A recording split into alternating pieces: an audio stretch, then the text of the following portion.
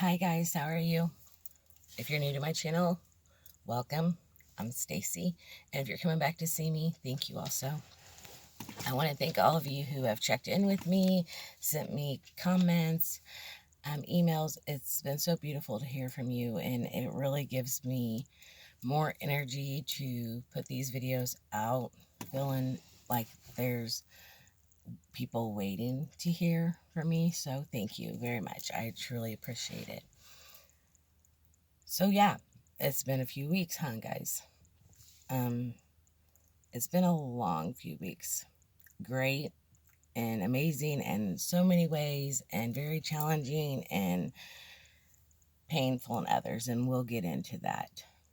Not sure, we're going off of things that I think that need to be said, and we'll see what we'll title it at the end. So,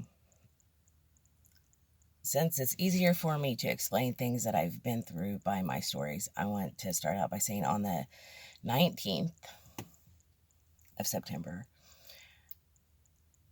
I had what I I can say that I have had a minor heart attack on the 19th and the 20th of September. So I woke up and it just felt like something just shot me right in the chest, and I couldn't breathe in, I couldn't breathe out. It was painful. I was turning colors, not feeling myself at all, and I knew something was going on. I had a minor cardio infraction, which is a minor heart attack, in 2010 and 2015, 15. So I know what they feel like. I'm very aware of what it feels like. So, but a part of me kept thinking, I am my heart chakra. Like, I also know that during the times that they said that I had a heart attack, I was going through major heart chakra activations, and I know that that can absolutely feel like a heart attack. So I'm like, I'm not going to the doctor. We have all this craziness going on. I don't want to be in a system, and what happens is they'll take my blood work, they'll decide that my white blood cells, my red blood cells, everything about me is all messed up, too high, too low, this, that, and the other.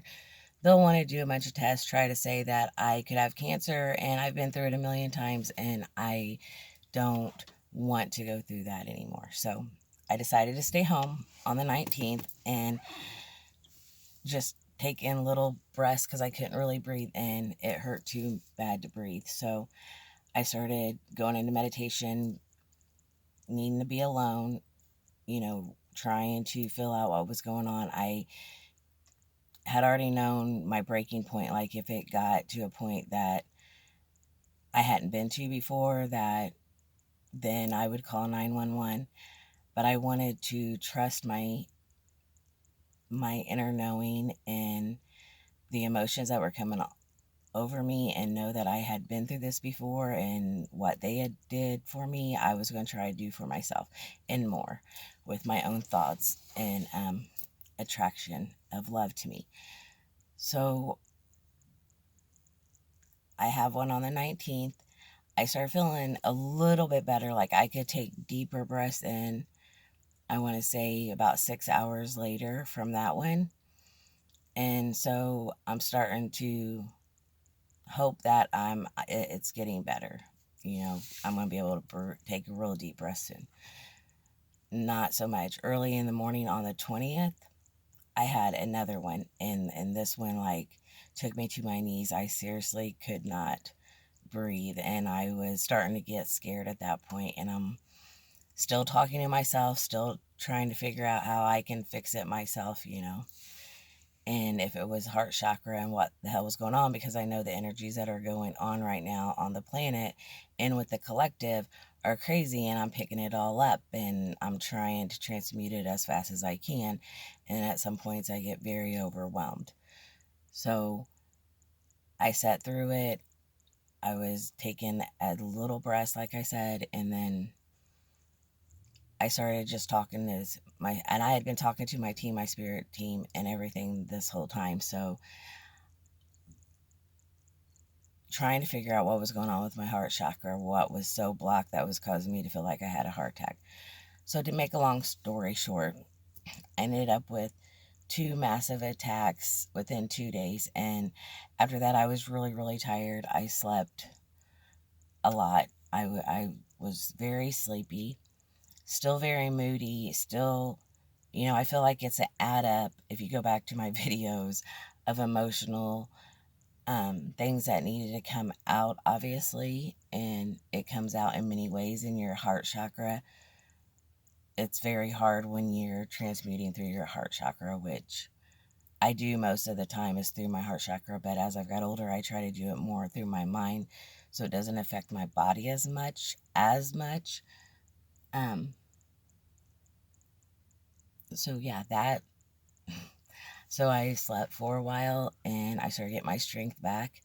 The 22nd, on the 21st, I had to start getting stuff ready because we were leaving to go to my husband's family's new bed and breakfast because my anniversary to my husband was on the 22nd. So I started getting stuff together for us to leave on the 23rd.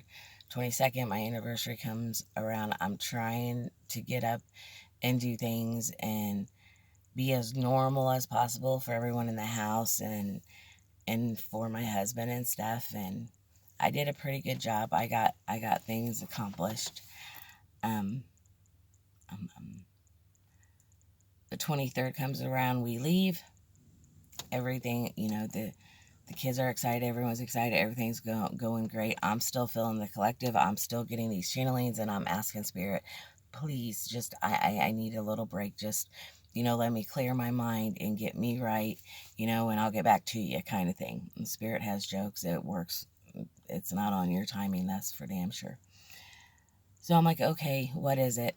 This is coming to a head. I can feel it. I can feel it collectively. I can feel it with the people around me. I can feel it in myself. So get to the bed and breakfast. It's beautiful. It's everything I needed out in the country. Nothing around. The animals and just the silence was amazing. Except for the first night we were there, my mind was still going. I was still channeling things. I was still picking up things in an excessive amount and still not feeling completely like myself from even having what went on a few days before. So I cook for everybody. I do get everybody taken care of, do everything that I need to do. And later on that night, my heart chakra literally just exploded in emotions. And here I am. I'm on vacation. I'm like, are you freaking serious? Are you serious? Please. And no, it was happening. It was going to happen. And so I dealt with that. That was a long night. The 23rd was a long night for me. The next day I wake up, and I'm very good at shielding as much of it from my family as possible. I mean, they really, I'm always researching, studying, and doing things, and on the phone or on emails, doing the best that I can for people. So I can shield some of it, but the vacation, my anniversary vacation, there was, we weren't going to have very much signal, and it was going to be a time away from all social media in general for me so that I could get everything, back in alignment.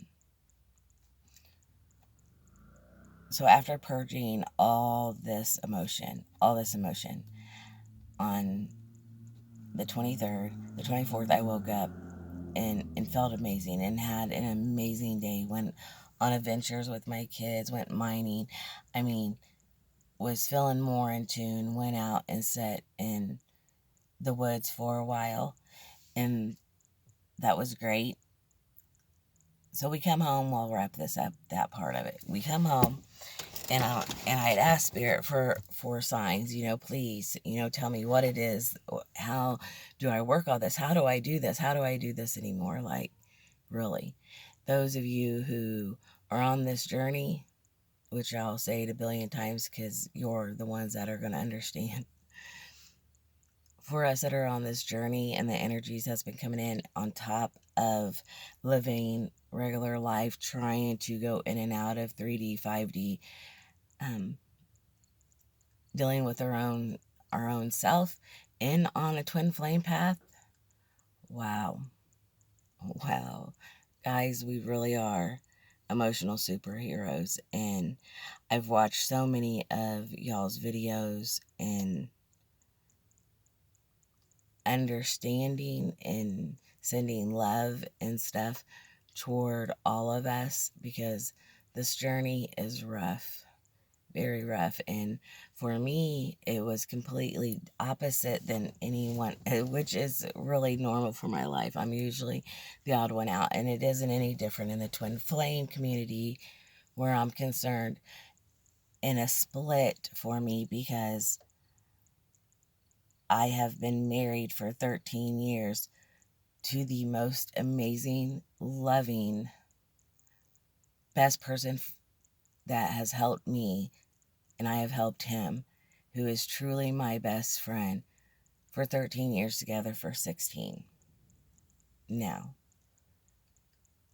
I am also a twin flame. I knew that my connection to my twin flame and everything that everyone else had felt and went through, and this connection and everything had already happened before that, but yet it was coming back in certain ways through things that I needed to do to help out my soul group, which would be, there's a such a great way of breaking it down. And that's what when I got back, I started watching this lady a week and a half, 2 weeks ago, and I was trying to find really good teachers that I could resonate with and that I could see that our visions matched up. Well, I came back home, started putting stuff away, cleaned up the house, blah, blah, blah. I watched a video from MaryJane Maxwell, and if you guys have not heard of her, I highly suggest for you to understand the rest of what I'm going to tell you to go watch her video. If you are on a twin flame journey and you are confused and you don't really understand how the feminine no longer are chasing after the masculines, and how you have other people coming into your life and other love interests, and how does this work, and there's only supposed to be twins, are supposed to mean two. No, it is very, very deep, and I have been trying to figure this solution out since I found out for sure from Spirit that I was a twin flame, and my initial twin was not my husband. Like, I have been on trying to figure it out at the same time, transmuting for my twin, filling my twin, doing all the things that you guys have been doing, but also having this beautiful, amazing relationship over here also, but in a different way. So MaryJane Maxwell is a YouTuber, and the other day she explained how it is that we have a third twin, and how there will never be, in our monad group, you have the souls that come down as the divine masculine and feminine, and then you have your over soul, which can also be your twin. And if this twin doesn't work out, and your one is higher than the other, or it's too much, please go watch her video. She will help explain to you.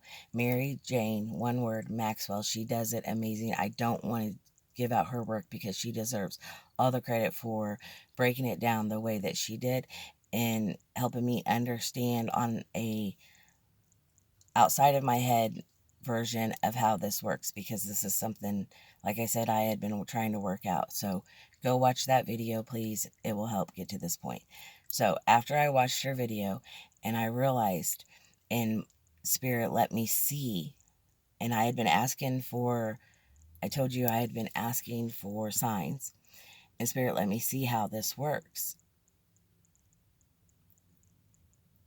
That was another hard awakening that was like, wow, I've been trying to figure this out, and yes, there is a third twin, and no twins will be left behind. That gives free will, because each twin would have, I don't know, each, there would be, so when you have the three, if these two decide to get together, but yet these two are still connected, you're in this group, that third one doesn't get left out, because there's different groups of the twins that also have that third dynamic, where those divine beings will get together, and so no one's left behind, and that leaves free will, and that leaves the option of us changing the world through unconditional love. Anyway, go watch her video. So I'm figuring all this out, and it's so beautiful to understand it, and how it really works, and how you send love to everyone involved, and everyone who's on the journey of self-discovery. It's absolutely life-altering. And no, you'll never forget about your original twin, but there is a love that's just as divine, and just as purposeful and beautiful.